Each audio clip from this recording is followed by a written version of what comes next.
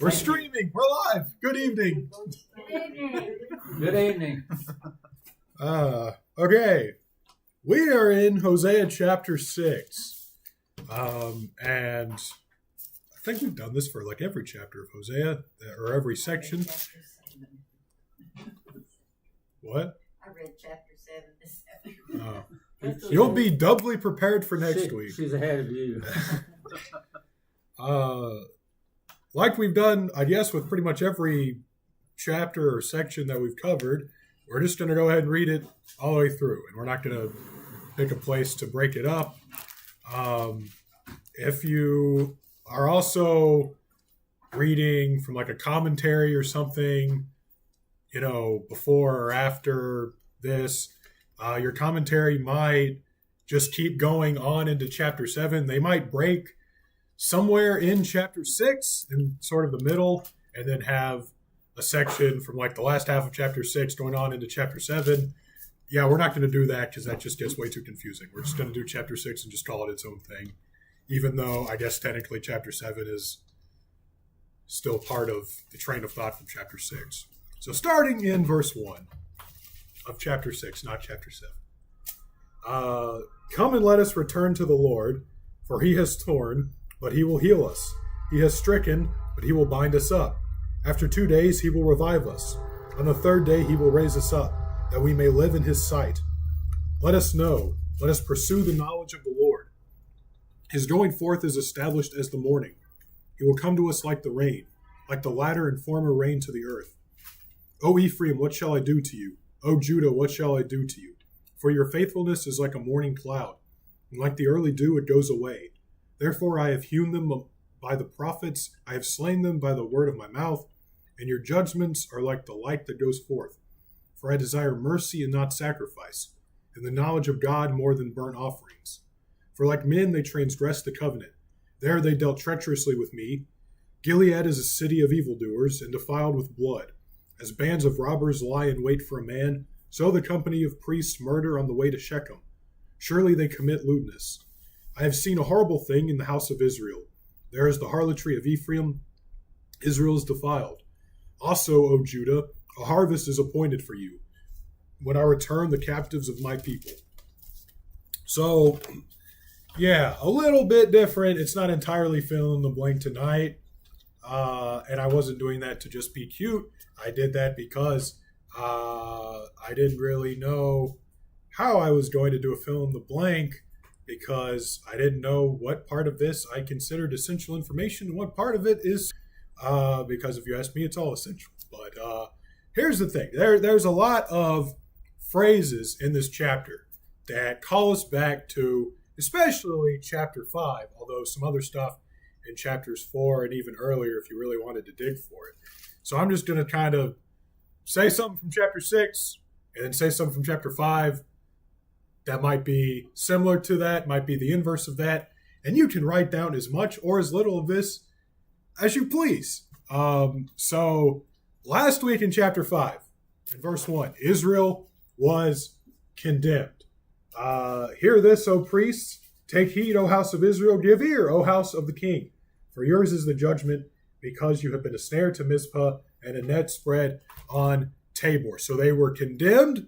Then you go on to verse 14 of chapter 5, and they were warned, for I will be like a lion to Ephraim, like a young lion to the house of Judah. Even I will tear them and go away. I will take them away, and no one shall rescue. So they were condemned, they were warned, and eventually, in verse 15, right before verse 1 of chapter 6, they were offered forgiveness and restoration. It says, I will return again to my place till they acknowledge their offense. Then they will seek my face. In their affliction, they will earnestly seek me. So, obviously, okay, condemnation, warning, offering restoration, and then leading into verse 6, there's starting off a call to repentance, right? I mean, that's literally like my Bible, the little subheading, it literally says a call to repentance. Let us return to the Lord, verse 1 of chapter 6. And like I said, some of the wording here in this chapter, it calls back to chapter 5 and other chapters as well. So you have, still in verse 1 of chapter 6, for he has torn, right? This calls back to, I will tear them to pieces from chapter 5. Right? Chapter 6 sort of is recalling the whole lion language of chapter 5. I'm trying to... Where am I getting this from? I will tear them, verse 14 of chapter 5. I will tear them and go away. I will take them away, and no one shall rescue. Right? So, chapter 6, verse 1, for he has torn, right? Same kind of language that we've seen before. There is, he has stricken, also from chapter 6. And this sort of calls back to chapter 5. It says, when Ephraim saw his sickness and Judah his sores, right? So we have, okay, he has torn, he has stricken. We've seen all this sort of language before. There's also, he will heal us, he will bind us up, right? And of course, after the lion language in verse 14 of chapter 5, you have, I will return again to my place, right? So sort of restoration language there as well. In chapter 5, there was no one to rescue them. And it says, right, I will take them away, I will, and no one shall rescue. Now, right, on the third day, he will raise us up. So you see a lot of the inverse of stuff that's happening in chapter 5 coming into chapter 6. Going back to chapter 4, you have the priest who rejected the knowledge of God. God says, right, because of this, I reject you as my priest. Well, here in chapter 6, it says, let us pursue the knowledge of God, right? Also in chapter 4, in addition to the priest rejecting the knowledge of God, it also just says that the general people, it says, my people are destroyed from lack of knowledge. And then here, the call to repentance is, let us return to the Lord. And then also verse 3, let us pursue the knowledge of the Lord. Chapter 5, God promised to pour out my wrath upon them like a flood of water. Well, here in chapter 6, it's not judgment with water. It's, right, God will come to us like rain. So it's a blessing with water. Again, sort of the inverse of chapter 5. So, right, how intentional these are, I don't know. But, I mean, there is sort of the same language being used, but a reversal of it, right? I will be like a lion, I will tear them. Well, he has torn, but he will heal us up, chapter 6. Chapter 5, right? Ephraim saw a sickness, Judah saw his wound. Well, he has stricken, but he will bind us up, right? I will take them away, and no one shall rescue. Well, after 2 days, he will revive us. On the third day, he will raise us up, right? I reject you as my priest because of the knowledge of me. Well, let us pursue the knowledge of the Lord. So you have a lot of inverse here of not only the inverse of judgment, but also the inverse of what they were condemned for. So truly, I mean, repentance in the genuine sense. Moving on into Ephraim and Judah. Right, this language used here, starting in verse 4, O Ephraim, what shall I do to you? O Judah, what shall I do to you, right? This is also reminiscent of chapter 5, right? I mean, the whole, O Ephraim, O Judah, Ephraim saw his sickness, Judah saw his wound, right? And we talked about last week that Ephraim and Judah, right? Well, Ephraim is a stand-in for Israel. Judah is not a stand-in for Judah. Judah is just Judah. So you have Israel and Judah, the north and the south. And the fact that both of these, I said this last week, but the fact that both of these are mentioned is important because, I mean, both suffered at the hands of Assyria. Obviously, I mean, the north suffered more, but the fact still remains. And in chapter 5, when we reached verse 14, we also talked about this.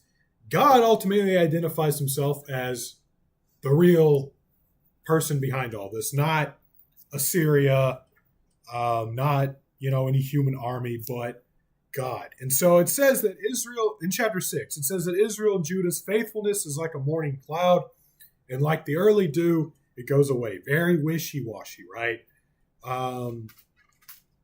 Chapter 5, it says, the Israelites, even Ephraim, stumble in their sin, and Judah also stumbles with them, right? The idea, just like y'all are doing, Israel, Judah's doing the same thing. If you're not going to, take a look at yourself, maybe you can take a look at your neighbors.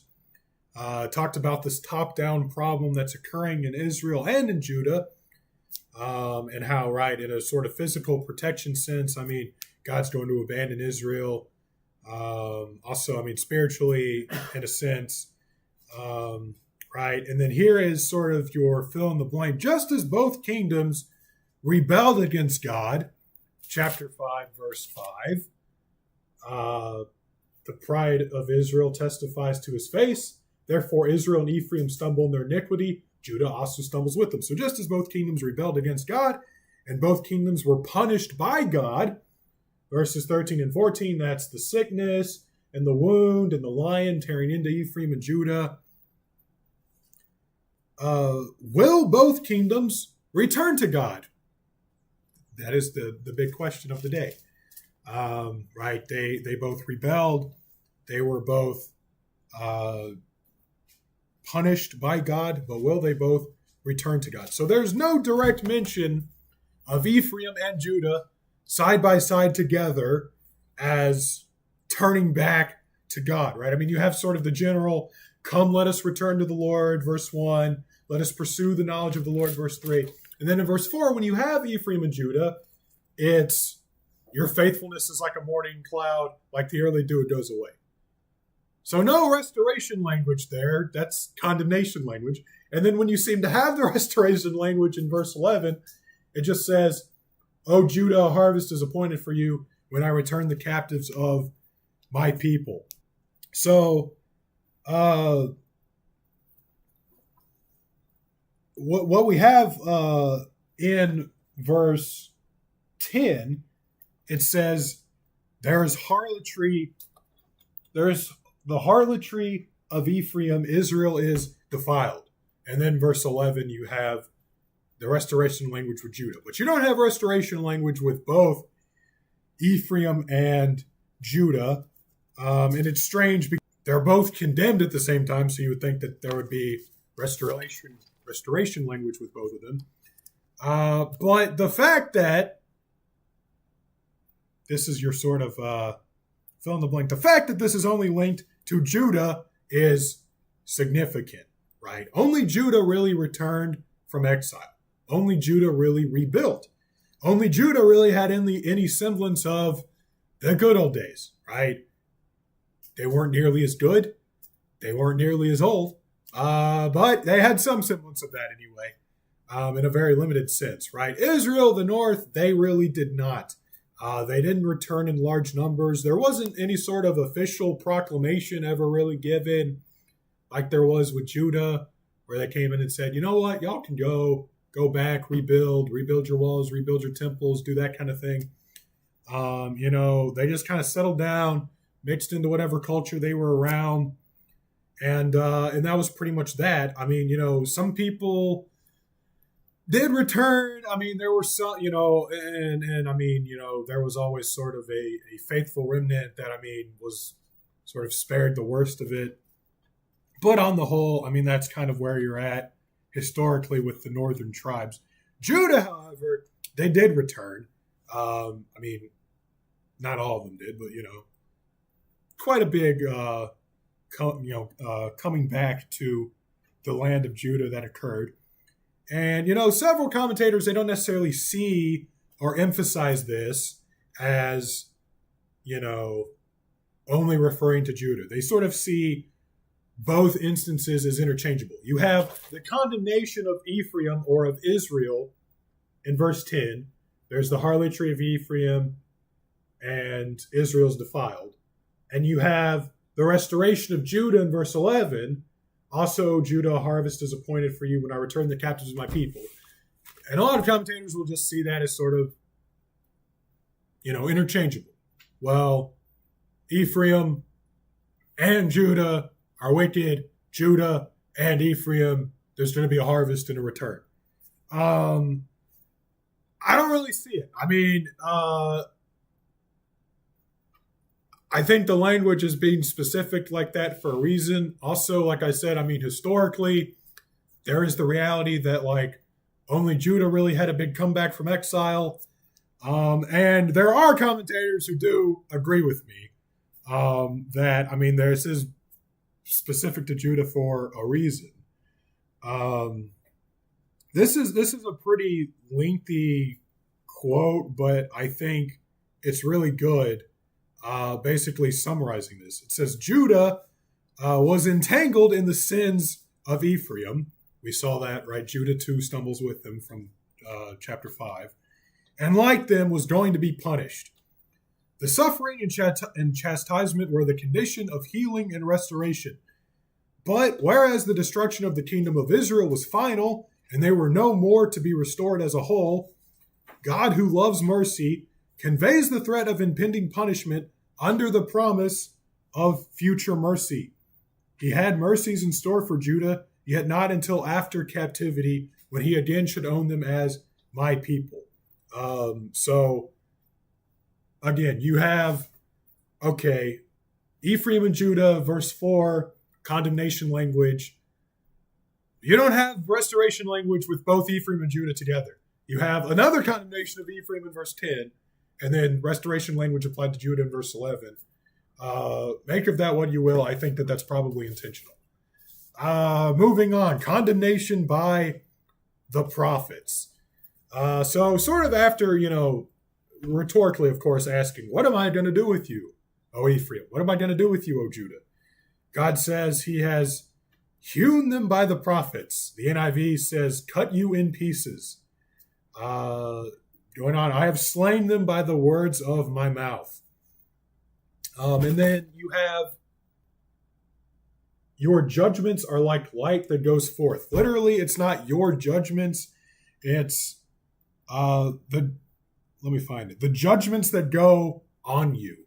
So your judgments in the sense of you are being judged, not the judgments that you are doing. In verse 4 of chapter 6, what am I going to do with you? What am I going to do with you?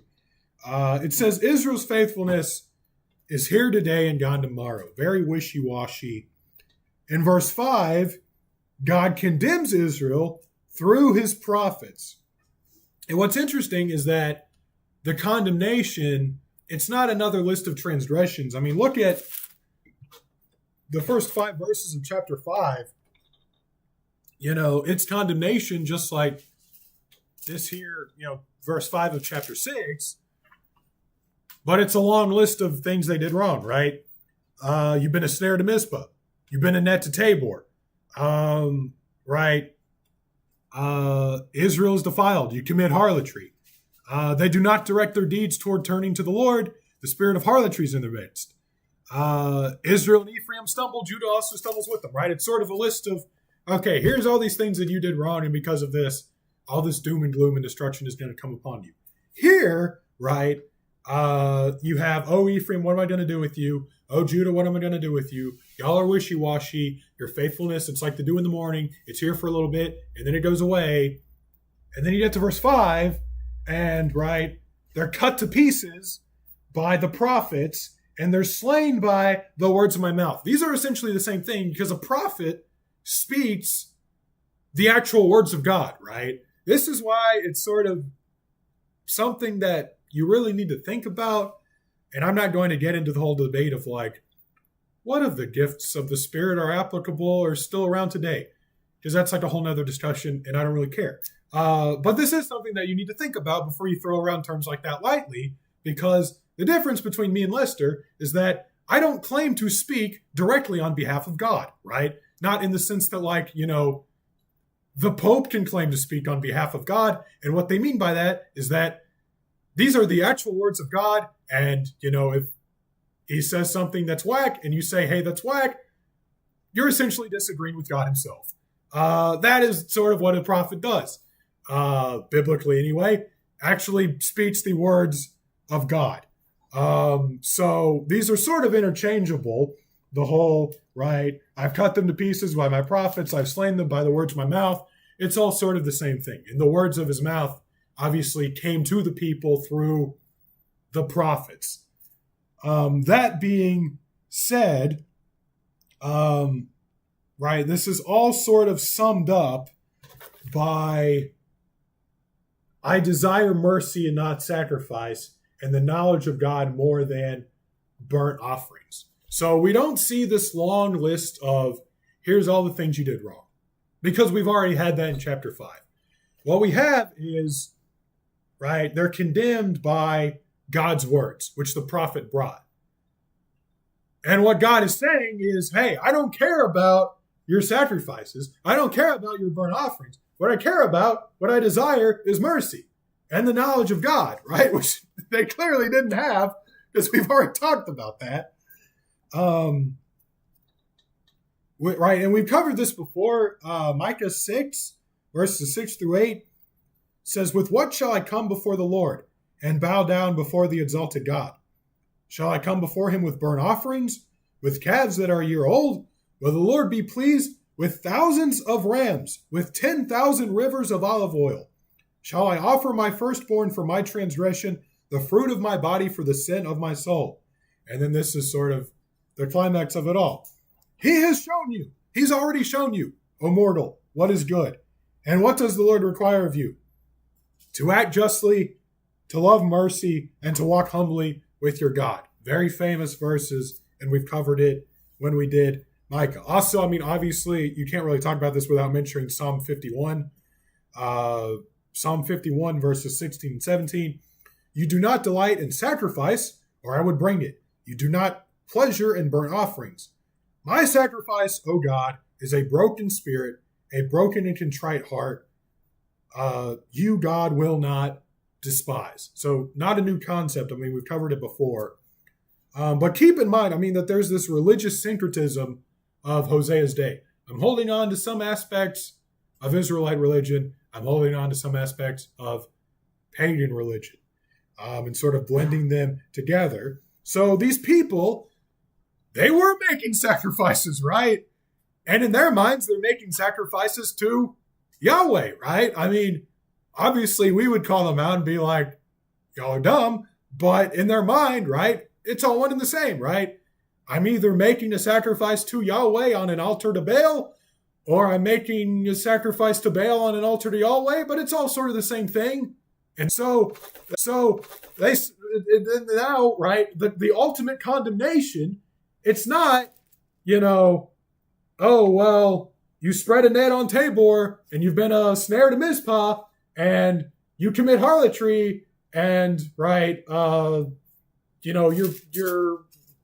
doing whatever. The ultimate condemnation is, right, that you're not desiring mercy. You're not desiring the knowledge of God. God says, right, I don't care about your sacrifices. I don't care about your offerings, because you're only focused on the external acts of worship and not on the internal acts of worship, right? Their hearts had no mercy. They could have torn down every idol in the kingdom, but the priesthood would have still been feeding on the sins of the people and relishing in their wickedness, as it talks about in chapter 5. And it even says in chapter 5, right, like people like priests, I mean, the damage is already done to this point where the priest is so corrupt that now, I mean, the whole kingdom is essentially corrupt. Right? This was a people that essentially presumed upon the covenant. And this is sort of a phrase that I use a lot because Israel did it a lot, and you not as well, in a sort of different sense. But right, they presumed that, again, these sort of external acts of covenantal obedience, I make sacrifices, I give altar offerings, I do whatever, that they were the same, or at least as important as any sort of inward act of covenantal obedience or worship to God. But it doesn't work that way, right? What they lacked was the knowledge of God, right? What they lacked was mercy. And here's your fill in the blank. The root problem was not idolatry, right? You probably could have guessed that. The root problem was not idolatry. It was the lack of knowledge for God, the lack of understanding of what God is and what God requires, which is, you can probably guess this one as well, mercy, right? So idolatry and then knowledge of God and then what God requires, which is mercy.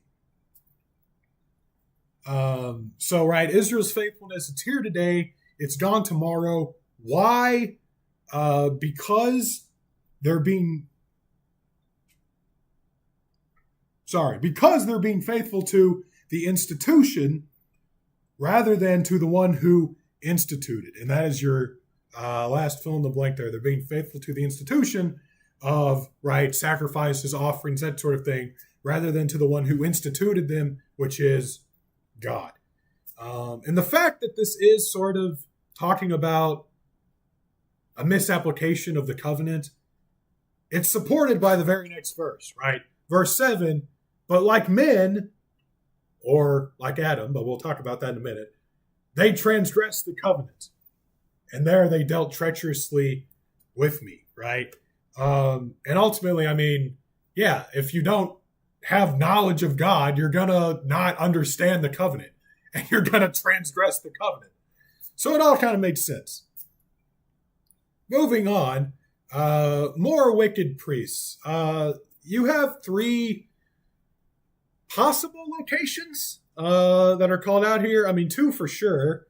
1, maybe, maybe not. And I did not list them in order. And that was intentional because we're going to talk about Shechem first. I mean, it picks up this whole wicked priest idea that we've talked about a lot here in Hosea and in other books of the minor prophets as well. And in verse 9, we sort of get back to dealing with that.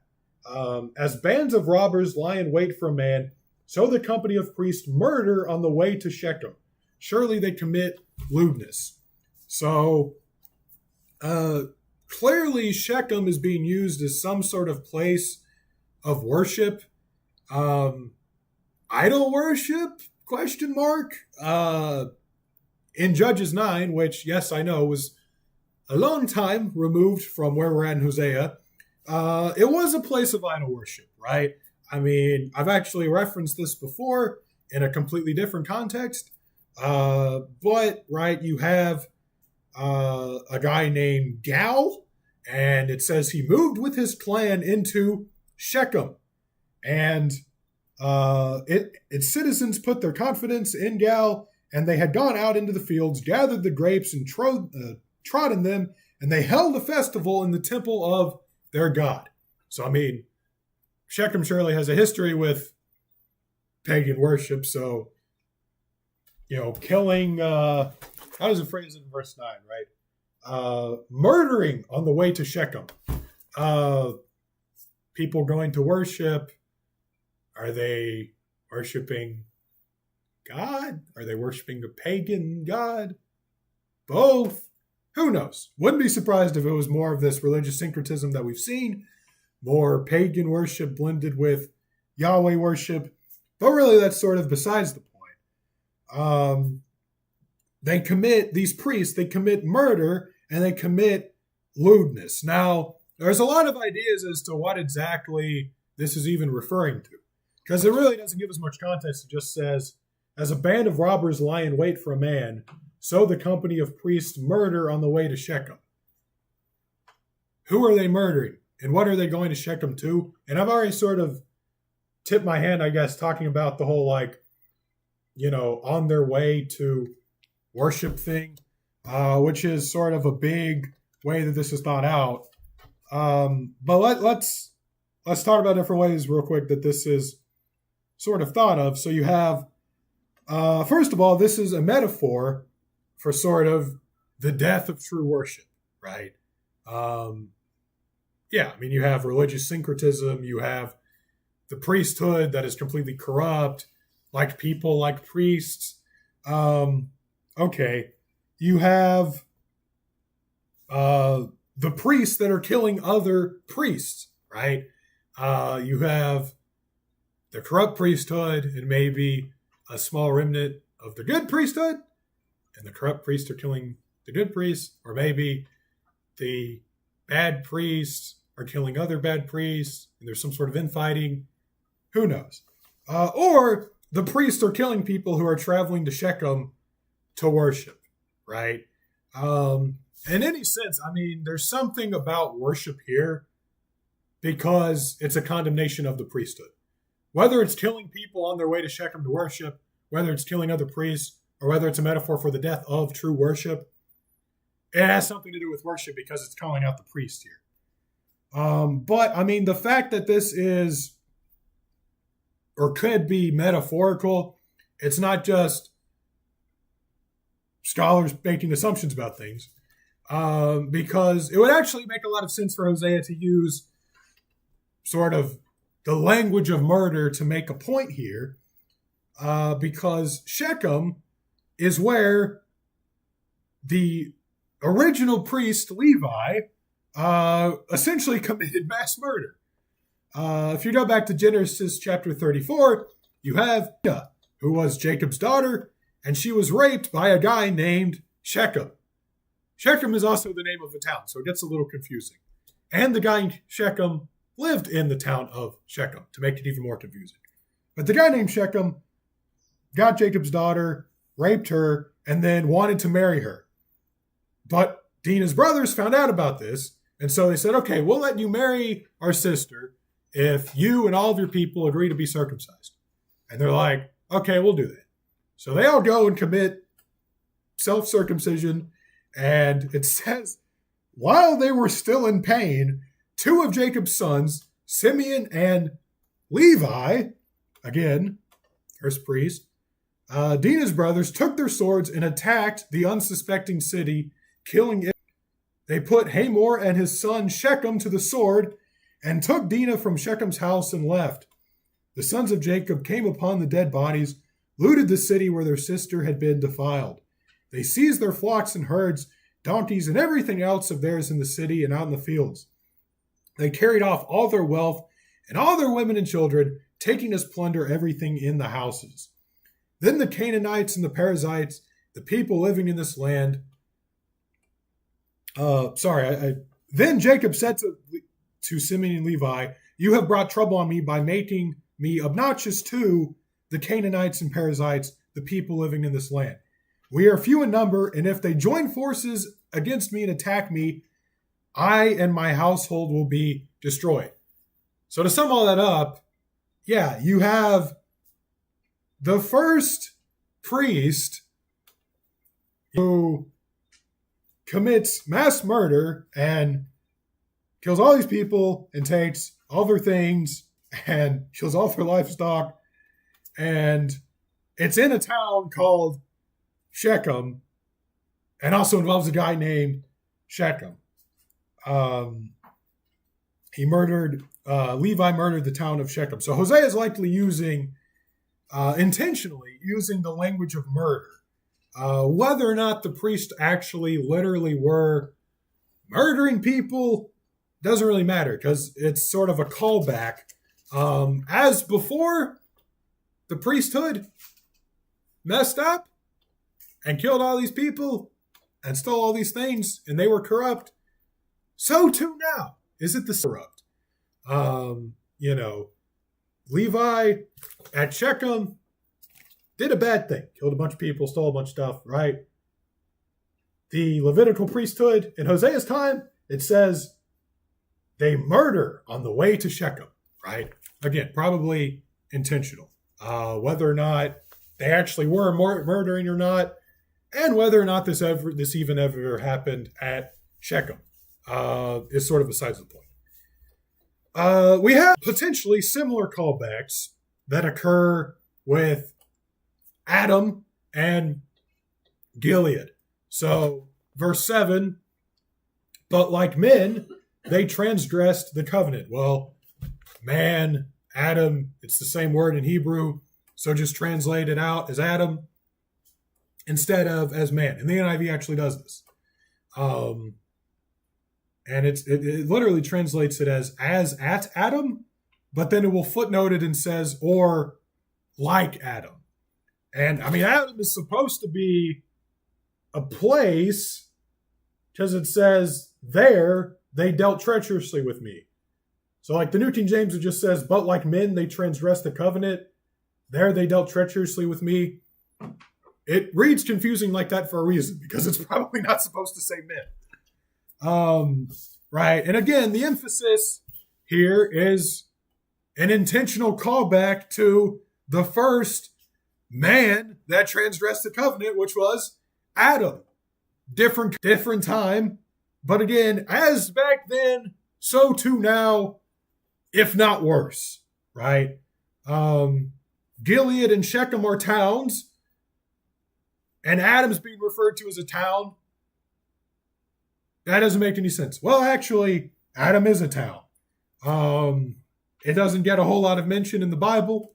Gotta have to dig out the Bible dictionary for this one, maybe. But, right, Adam is a town, and there's not really any sort of biblical instance of Adam doing anything wrong. Like with Shechem, it's a pretty obvious callback, because it's like, okay, you're calling out the priesthood, you're mentioning murder, and you're mentioning Shechem, and Levi murdered at Shechem way back when. So it's pretty obvious A, B, C, D kind of a thing. Here, it's a little less obvious, because you have man and then making it read like a town.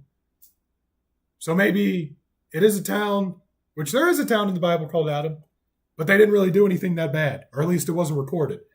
But a scholar has written, right, and as much as there were shrines throughout Israel at the time of Hosea, we shouldn't be surprised if the town of Adam would have had a shrine. So it's kind of one of those, we don't really know. Was there like a big idolatrous pagan shrine, temple, altar, whatever, in the town of Adam? Was there not? We don't know. But for as much syncretism and paganism as was going on, there probably was. But that same scholar points out the prophet is making a pun off of the name and the town, right?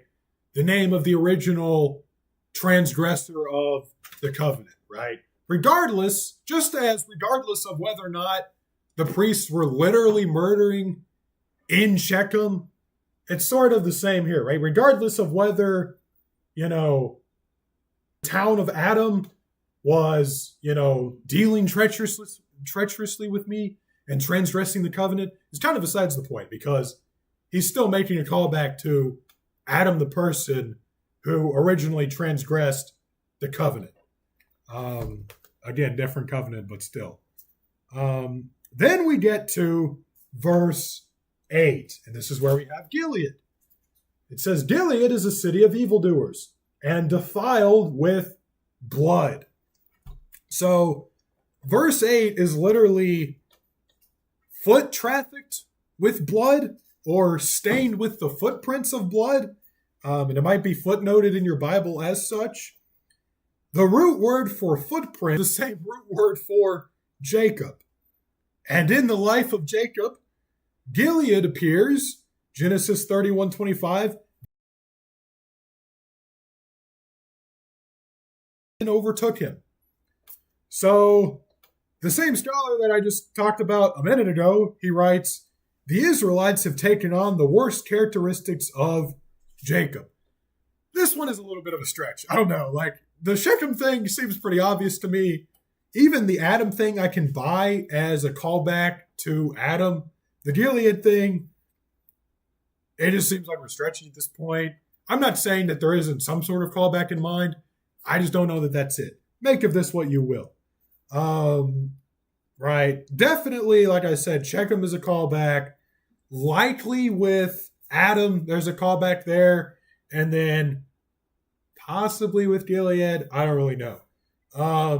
But again, the idea is as before, so too now, right? Like Adam, the man who transgressed the covenant, the town of Adam transgressed the covenant and dealt treacherously with me.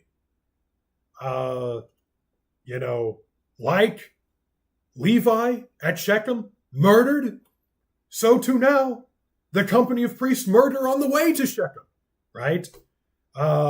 As Jacob, was a jerk to Laban, so too Gilead is foot trafficked with blood, right? As before, so now, if not even worse. So anyway, kind of did that out of order because we didn't end talking about verses 10 and 11. But when we hit verse 4 that mentioned Ephraim and Judah, I wanted to go ahead and just jump into 10 and 11, which also talked about Ephraim and Judah. But anyway, the chapter does end on a positive note, even if we didn't necessarily end on a positive note.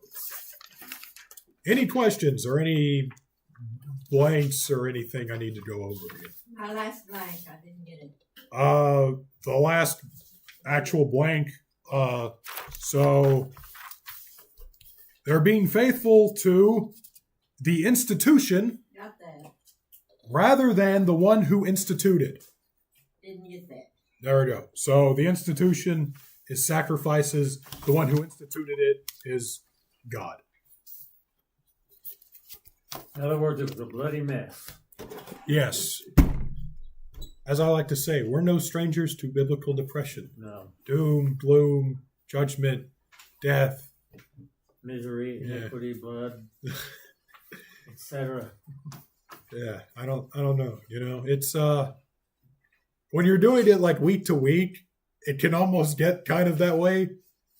But, if you were to read the whole thing in one sitting, you can see the encouragement baked in there. But if you're just sort of 1 week at a time, it can almost seem very depressing. And those that received the prophecy probably had it all at one time. Yeah. Or very, very all close connected. together anyway. Yeah. All right. Well, and I will pass it off to Lester.